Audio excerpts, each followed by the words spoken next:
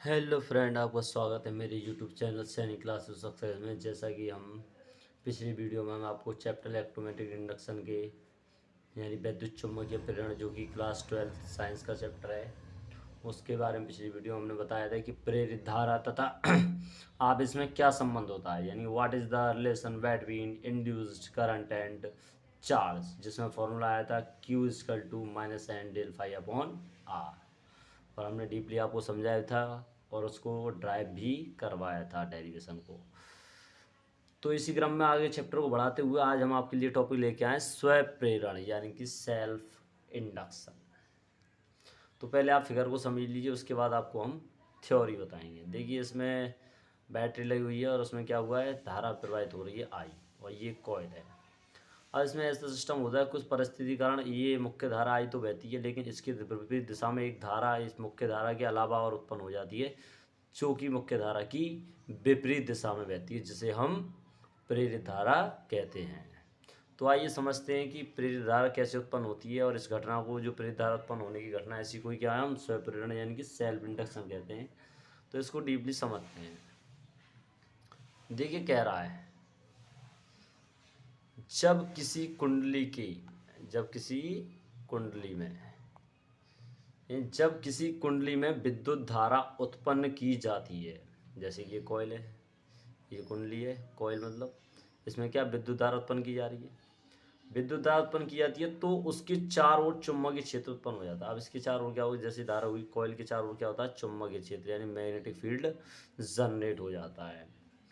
यदि इसी समय कुंडली में धारा के मान में परिवर्तन किया जाए तो चुंबकीय फ्लक्स के मान में परिवर्तन होता है, जिसके कारण कुंडली में मुख्य धारा के अलावा एक और धारा प्रवाहित होने लगती है, जो कि मुख्य धारा में होने वाले परिवर्तन का विरोध करती है। अर्थात यदि मुख्य धारा का मान बढ़ाया जाए तो उत्पन्न प्रेरित धारा विपरीत दिशा में बहती है, और मुख्य धारा का मान कम कर दी जाए तो प्रेरित धारा मुख्य धारा की दिशा में बहती है। और इसी पूरी परिघटना को हम क्या कहते हैं, इसी पूरी परिघटना को हम सेल्फ इंडक्शन या फिर स्वप्रेरण कहते हैं। आइए अब विस्तार पूर्वक समझते हैं। देखिए, आपके सामने फिगर दिया हुआ है, एक एक लाइन को हम सीरीज वाइज समझते हैं। देखिए, कह रहा है जब किसी कुंडली में विद्युत धारा उत्पन्न की जाती है। अब देखिए, ये कुंडली है, इसमें किसी भी सोर्स से विद्युत धारा उत्पन्न की गई। हम जानते हैं जब भी कुंडली में विद्युत धारा उत्पन्न की जाती है तो कुंडली के चारों ओर क्या होता है, एक चुंबकीय क्षेत्र उत्पन्न हो जाता है। तो क्या हुआ, जब भी किसी कुंडली में विद्युत धारा उत्पन्न की जाती है तो उसके चारों चुंबकीय क्षेत्र उत्पन्न हो जाता है, चुंबकीय क्षेत्र उत्पन्न हो गया। अब कह रहा है यदि इसी समय कुंडली में धारा के मान में परिवर्तन किया जाए, यानी इसी समय क्या करें, या तो बोर्ड धारा ज़्यादा दे दो या कम दे दो, यानी करंट ज़्यादा फ्लो करा दो या कम करा दो, तो क्या होता है, इस कम या ज़्यादा से चुंबकीय फ्लक्स के मान में परिवर्तन होता है। यानी कि धारा का मान कम या ज़्यादा होने से क्या होता है, चुंबकीय फ्लक्स जो कि यहाँ जनरेट है वो क्या है, कम ज़्यादा होता है, उसमें परिवर्तन होता है। और जब चुंबकीय क्षेत्र के, वो चुंबकीय फ्लक्स के मान में परिवर्तन होता है तो उसके कारण क्या होता है, कुंडली में मुख्य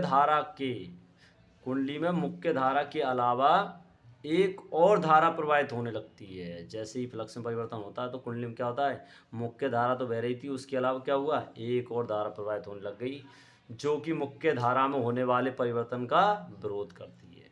क्योंकि परिवर्तन मुख्य धारा में हो रहा था बार बार, क्योंकि मुख्य धारा को ही हम कम ज़्यादा कर रहे थे, तो उसमें परिवर्तन के कारण क्या हो रहा था, फ्लक्स में परिवर्तन हो रहा था। तो उस फ्लक्स में परिवर्तन के कारण क्या हुआ, एक और धारा उत्पन्न हुई। उस धारा को हम क्या कहते हैं, प्रेरित धारा कहते हैं, ठीक है ना। और ये धारा क्या करती है, जो कि मुख्य धारा में होने वाले परिवर्तन का विरोध करती है, यानी ये विरोध करती है कि मुख्य धारा को बार बार परिवर्तित यानी कम ज़्यादा क्यों किया जा रहा है। अर्थात यदि मुख्य धारा का मान बढ़ाया जाए, यानी ये क्या करते हैं, मुख्य धारा जो कि आई दे रहे थे हम, उसको बढ़ा दिया जाए, तो उत्पन्न प्रेरित धारा जो उत्पन्न हुई है, प्रेरित धारा जो है विपरीत दिशा में बहती है। यानी क्या होगा, विपरीत दिशा में बढ़ेगी कब, जब मुख्य धारा का मान बढ़ाया जाए। लेकिन यदि मुख्य धारा का मान इसी समय कम किया जाए तो प्रेरित धारा मुख्य धारा की दिशा में बहती है, और इस तरह प्रेरित धारा का विपरीत दिशा में और उसी दिशा में फ्लक्स में परिवर्तन होने के कारण, उत्पन्न होने के कारण और परिवर्तन होने के कारण और विपरीत दिशा में बहने के कारण जो घटना होती है, इस पूरी परिघटना को ही हम स्वप्रेरण यानी कि सेल्फ इंडक्शन कहते हैं। आशा करता हूँ कि आपको स्वप्रेरण समझ आ गया होगा। अब मैं इंग्लिश मीडियम वाले बच्चों के लिए थ्योरी बताता हूँ कि सेल्फ इंडक्शन की थ्योरी क्या होगी इंग्लिश में। देखिए समझिए, कह रहा सेल्फ इंडक्शन, हेडिंग लिखी हुई है। कह रहा the quality of A current, the quality of A current carrying coil that oppose the change in current passing through it is called self induction। समझे आप क्या कह रहा है? देखिए समझिए, the quality of A current, ये कह रहा है कि किसी करंट की क्वालिटी, कैरिंग कॉइल, जो कि कॉइल रखता हो, जिसके पास कॉइल हो, जैसा कि हमने फिगर में बताया था।